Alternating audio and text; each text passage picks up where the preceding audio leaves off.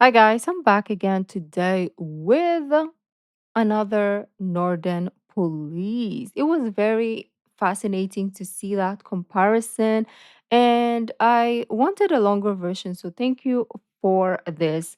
Um, how do you call this? For this suggestion, I'm gonna look for the person who gave me the link, and that's the reason why I'm on my phone. How do you even, when you get older, okay, when you're young, and then the old people ask you, like, hey, can you help me with my phone?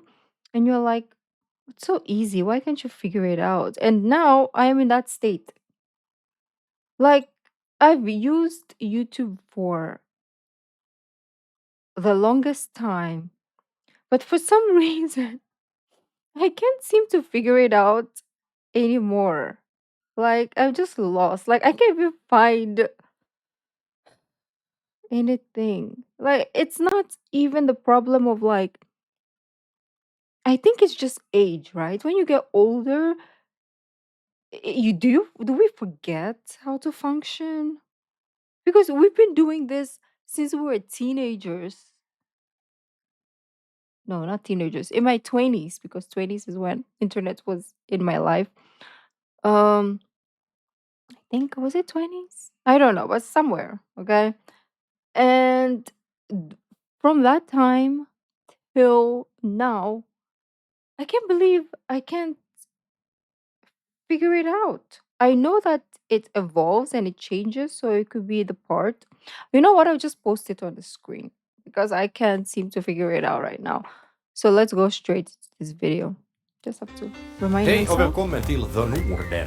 I den här serien granskar vi den omtalade nordiska välfärden, bara att vi gör det genom en utomstående, neutral, icke-nordisk besökares ögon. Frågan är hurudant samhälle vi nordbor egentligen sist och slutligen har byggt upp. I det här avsnittet ska Peter Whittingham, till vardags polis i Los Angeles, USA, få se hur den nordiska polisen jobbar. Och bland annat lära sig att de norska kollegorna, ja, de jobbar obeväpnade. You call them a customer? We call them a customer, yes. That's what we do. It's just difficult for me to wrap my mind around as a police officer. Of course it is, yes. The last time we fired a gun, I know it was last Friday.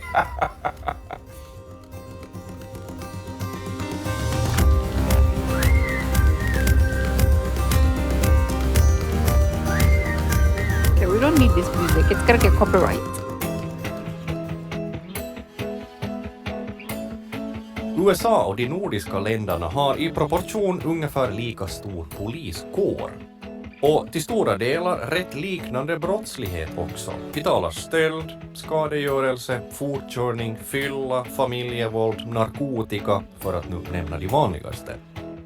En stor signifikant skillnad finns det i varje fall, nämligen det här med vapenhanteringen.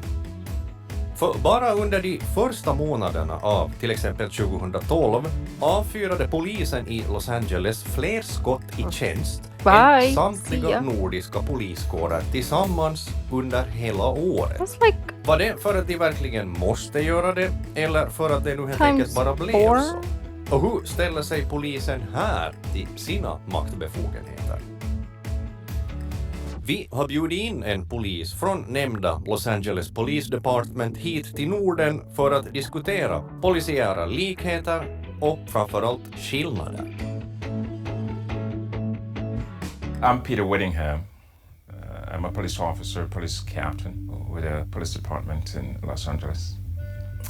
I have been in this business of law enforcement since 1974.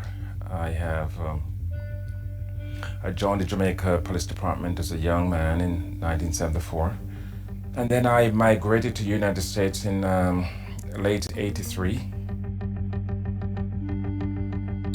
Should we watch this? You just never know when somebody is out there trying to not only prevent you from serving, but prevent you from going home to your family. That's the life of a Los Angeles police officer. Because we've seen this. I only point my weapon at someone when I am endangered. It's very easy to say that, you know, it's us against them. When you think that you're fighting for your life. Resan börjar i Vaasa, en stad på ungefär 60 000 invånare. Peter han får besöka det stökigaste området i stan. Och vår gäst reagerar genast på den finländska kollegans ordval. Client. Our customers. customer. We put them here. Really? Yes, and You call them a customer? we call them a customer. Yes, we are. That's what we do. Okay. We call them suspect. Yes. Dags att gå igenom utrustningen. Tasers? Taser. Okay, that's similar to what we have. They have. Okay, that's OC spray and ASP. yes, we do carry that as well. And how many handcuffs do you carry? Two handcuffs. Okay, that's similar to our. And this is your standard uniform. Yes, standard uniform, and under uniform we all have naturally the bulletproof vest. Allowed asetta. But how often do you have a shooting? In Finland, if you think about the whole country in Finland, so should I say less than 5 times each year in whole Finland? Have you ever had shooting here in Vaasa? Crazy. No. Or we have had, but it's maybe 10-20 years ago. Really? I've had a lot of situations to have drawn my weapon. I have used a weapon since 1974. I'm very, very familiar with my weapon. Och nu ska vi göra ett litet praktiskt test. Oh. Lasse, som sitter i bilen här, har just bränt förbi rött ljus i korsningen och polisen har följaktligen stannat honom. It's a red light. Okay. Hur skulle du själv uppleva att bli stannad på äkta LAPD-vis? Keep your hands on the steering wheel. Vi ska återkomma till det. I want to en see the alldeles liten difference stund. of how Men nu this ska is vi done. fundera på vem som egentligen väljer yrket polis. I Umeå träffar vi Manda. Jag heter Manda, är 23 år gammal och går här på polisutbildningen i Umeå. Amerikanska polisen. Ja, det är ju det man ser i tv, på filmer. De är lite mer offensiva, framåt. Offensive. Och så sen är de här serierna som springer runt med högklackat. Today, the women police officers in US Welcome! Vid polisakademin i Los Angeles räcker polisutbildningen 6 månader. How long you been here, the academy? 4 terms. So Four- it's four- 2 years now. 2 years. Yes. And I thought 6 months was a long time. So it's about 17. Inne på polisutbildningen Guys, do you know the show Police Academy? It was so fun. It's one of my favorite shows when I was young. It's like the funniest thing ever. Oh, I want to watch it, rewatch it because it's so dumb and fun. I don't know what country it was though. Police Academy. I don't know if it's European or was it American? Police Academy series. It's an American. Okay. It was so fun. Yeah. i Umeå blir Peter lite förvånad över den, avslappnade approachen i korridorerna. Wow, look at the guy. In He the just Los wore Angeles like Police sleeveless. Academy, it is expected on day 1, as you report for duty in your suit and tie, that you see yourself as now in a changed environment. You're now a Los Angeles Police recruiting training. I was looking in the classroom and there was a group of students in the classroom, and they were dressed in ordinary everyday clothes and tank tops. Genom ett av fönstren ser han till och med skägg. They're even students with beards. Is that not common in... No, LA? not at all. No. Can you have a beard? No. No, it's like in the military here in Sweden. Yeah. In LA, you have to be clean shaven. Every day. Every day. Yes. The casualness of the environment did not give the impression to what I'm used to in terms of police academy.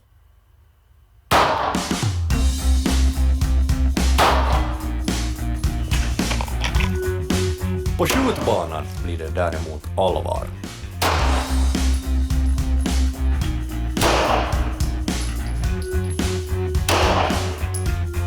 I don't know if I can show this on YouTube. To be honest. Yeah. Yeah. Okay. It's like, oh, okay. Fine. It's like this. Harder. You're hitting like a girl. She's a girl. All right. Are you ready? Yeah, I'm Are you ready? Okay, good. That's it. That's all cop hits. Okay, good. And then good, you have good, to good. back off. What motivated you to become a police officer? I have always liked people, and I like working with people. Okay. And I think it's important. I think the American answer is like, I hate people, so I want to be a police. It's gonna be the opposite. I hate people.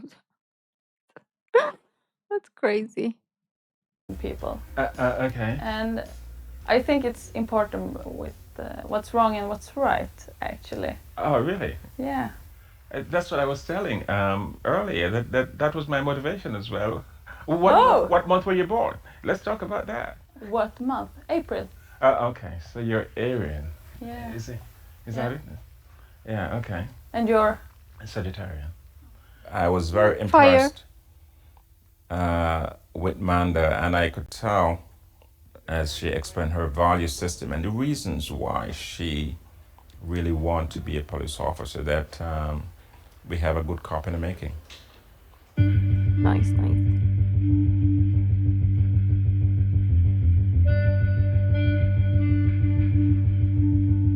Det har blivit fredag kväll, folk ska ut och slå runt i staden Umeå.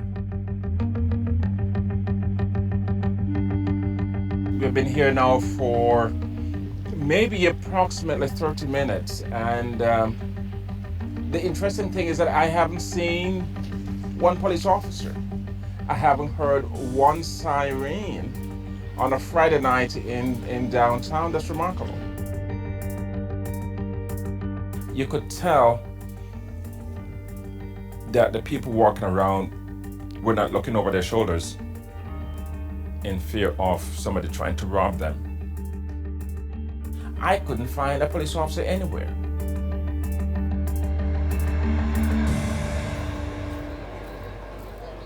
Well, we don't actually see much of the force Oh, you at all in the smaller villages. Really? Yeah, I mean, we have them for, 1 hour on Mondays.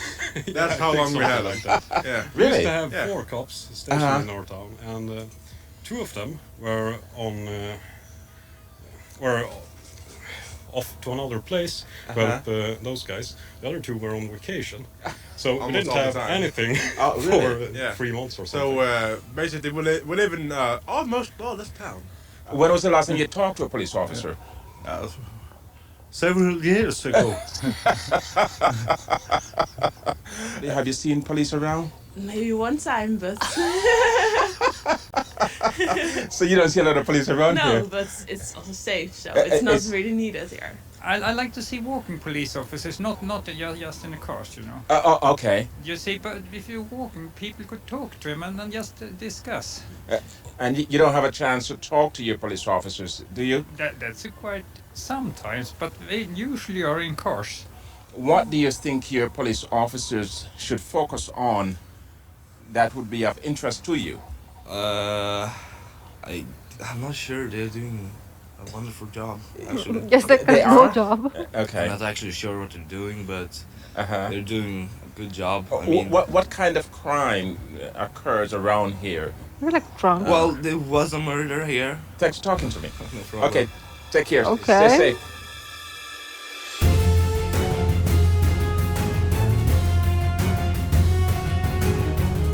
Tillbaka till bilkontrollen tidigare. Vi hade alltså en fiktiv situation där chauffören har kört mot rött och har blivit stannad av polis. Nu ska vi se hur finländsk kontra amerikansk polis tacklar situationen. This is what I want to see. Well, God kväll. Well, we just opened the door. Märkte du vad hände där vid korsningen? 200 meter bakåt. Det blinkar inte. Nej, det var lite rött ljus. What is this? Keep your hands on the steering wheel. Okay. Jaha.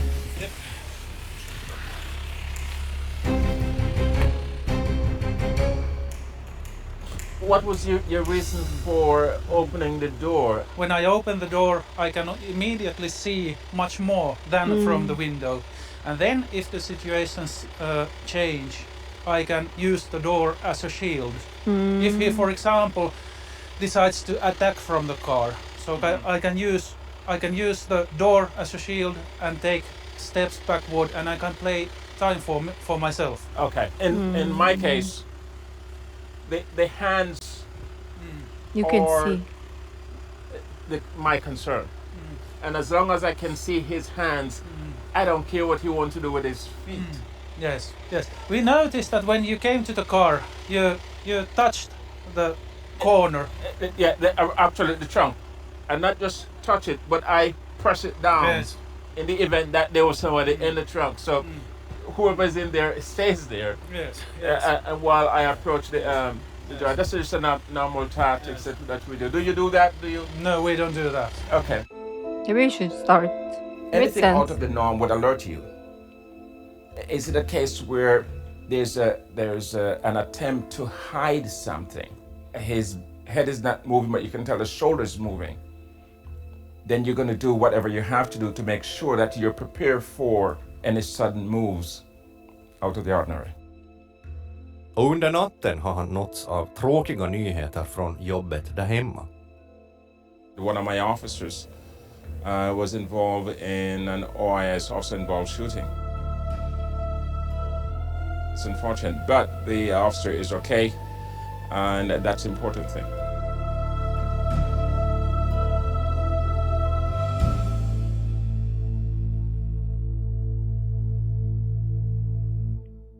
Vi reser som bäst omkring i Norden tillsammans med Peter Whittingham. Till vardags jobbar han som polis i Los Angeles Police Department. Vi håller på och jämför polisutrustning mellan USA och Norden. Vi frågar oss varför amerikansk polis är så skjutbenägen, och vi är för tillfället på väg till Mo i Rana i Norge. Som är speciellt på det viset att det landets poliskår är obeväpnad. Återstår att se hur Peter köper det. Mo i Rana is it's a picturesque city, especially in the winter. It's like a postcard city. År 2013 avfyrade norsk polis summa 1 varningsskott i luften och 2 skott mot person. Bara i Peter Whittinghams hemstad Los Angeles är siffrorna fullständigt annorlunda. Jeg heter Remi Anbak, jobber i politiet siden 2000. Jobber til daglig som vaktleder, så er den som er leder for styrken som er på. Vi har mye narkotikakriminalitet, veldig mye. Og så er det vanlige med vold, vinning, altså innbrudd og den biten. I Norge skytes det kanskje 1 skudd i året. I USA er det vel litt mer. Men de har da også en helt annen klientell å forholde sig till. Orsaken till de norska siffrorna är förstås att polisen där är obeväpnad.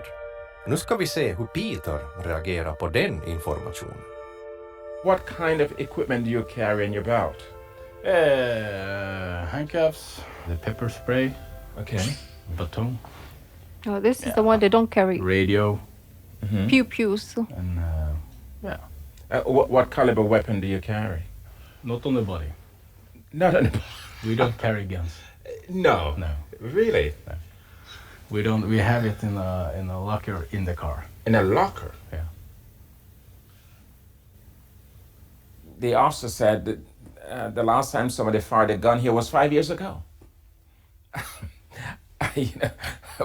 The last time we fired our gun, I know it was last Friday. I don't understand the rationale for any police department that tells me that I am to be deployed in the field not knowing what to expect. And You know I what is have a to good keep my show? Okay. Whatever network, hire me. Okay. At least because I'm gonna give you like one of the most amazing shows you've ever seen in your life. But what is a good show? Because we have wife swaps and all that nonsense. Why don't we swap police also? Like, okay, maybe to this episode will be one police from Norway going to somewhere in America, okay? Like to kind of like experience how it is also like patrolling and or whatever. Yeah, I think it's gonna be a good show. But I don't know if like the European police would want. I think American police would love to, but I don't know if European police would want to risk it for the biscuit. But hey, you never know. It will be a great show too. gun locked up in the car in a locker doesn't make sense. What about cities like Oslo? Yeah. Do the officers there, same thing, are not allowed to carry guns? Yeah, no one in Norway carrying guns. Really? No. Wow. Everyone has to ask. Also, we bring it in the cars, and if something happens, if it's urgent, then I just take it out. But I have to call and say I Took it out. took out the guns. But But in a big city like that, it is more likely that you will have more. they bring out their weapons every day. Yes. So someone said that we are the world most not armed police. Okay. Not armed. Men vad innebär det här alltså i praktiken? En polis går beväpnad, en annan går obeväpnad. Vi tar och ställer oss på torget i Mo i Rana och så föreställer vi oss att en man just har rånat en av affärerna. Han har sprungit iväg och nu står han och skriker och viftar med någonting som ser ut som ett vapen. Hur skulle våra två poliser här agera Yeah, I om wanna de råkar know. patrullera förbi? Well, I would get behind cover and give directions from behind cover.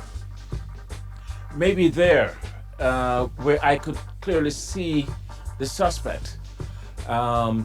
If the person is armed, suspect is armed with a weapon that would threaten the life of the victim, or my life is in danger. In defense of my life, I will discharge my weapon. Okay, can you put your hood up? Obeväpnade Remi Slowing. tackla läget? See if it's snowing or raining. If you know or somebody have seen a knife or a gun, then we will bring the guns. But we will use every options to not use the gun. So we have a different force options. Yes. Depend on the level of force, and it can escalate certainly from a verbalization to a pepper spray. Yeah. Then we may go to the level of a taser. Yeah. Then we may deploy a beanbag. Yeah. And with those options available, we're able to minimize lethal force. I think the local police in the last maybe 15 years have maybe fired one round. Okay. And that's Wow. warning shots. Yeah. Nå, vad tycker allmänheten då om att lagens långa arm måste först ringa chefen förrän han eller hon får beväpna sig? Sometimes I think they should be armed Yeah. because there's many people with guns and knives. Okay. Well, I think it's okay. They have their guns in the cars, I think. But do you think it's a concern if they are confronted with somebody with a gun and they have to go back to their car to retrieve This their weather's weapon? crazy. Of course, that's not convenient, is it? Especially if you are the one. This is like a crazy weather. And like the people who live there, except that girl, they're just like no hoodie up. They're just like letting the rain and the snow just like rest on their head. I'm like, I'm a freezing watching you. Who's targeted? They cannot do anything if You have if the weapon. criminal have a gun. Yeah, that makes sense. Police will say, what? Don't shoot me. I think it's the right way for me because sometimes if you just have to come on with your weapon, it's like pushing the person to act immediately. Okay. So I Makes think sense, too. their own way is like to just behave like there is nothing that's going to happen. And then when you try to react, then they also react. Tillbaka i Mo i Ranas polisstation berättar Remi om säkerhetsarrangemangen i själva byggnaden. The glass is bulletproof. Also at the windows in the room you see the officers, they work in the room. Those are bulletproof? Yes. Yes? And there is the wall below the window is made of steel and it's steel inside. But how do you rationalize the security measure that you take to secure the station at the same time deprive you of the ability to immediately arm yourself to respond to a life-threatening situation? And that's a tough one. It is, and I think it's not logical. It is not for me. Yeah. But that's maybe politician, maybe it's Norwegian. I don't know. The officer said that one of their own got killed because he went to a knife fight with his bare hands. You deprive them of the ability to effectively respond to those situations. But I feel like it's not as bad as American police still. Like, yeah, you have all the weapons to protect yourself, but it's still statistically still clearly working against the country. So what do you think about that? Yes, you can get all the weapons you want in the world, but I think the man before who said it threatens the criminal when they see weapons, I think so. Like psychologically, I think so. It makes them like, okay, I have to like defend myself. So I'm gonna act tougher. But if I don't see weapon on police, I don't feel threatened. Because I think because you have that thinking like, oh, I'm gonna get away with this. So I'm just gonna choose to like run away rather than to like pew pew the other person. Right? Because they don't have any pew pews anyway. So I'm gonna focus on getting away rather than like pew pewing someone. And statistically, it's working for them. So I'm not still for g- giving pews to police. Like it's in the car, then that's fine. Yeah.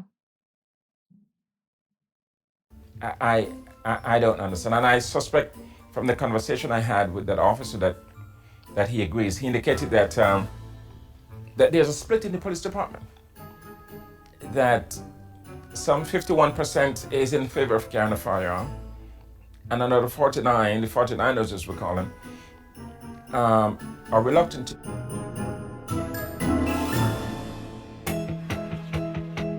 LAPD-polisen Peter Whittinghams resa i Norden är slut. Och vi frågar honom om hans bild av de nordiska poliskollegorna.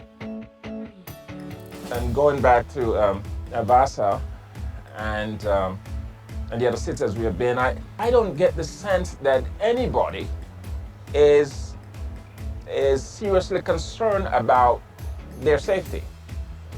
That is good. The concern, however, though, is the extent to which law enforcement officers may take that for granted and become so complacent that since there are no serious crime here, I need not be prepared.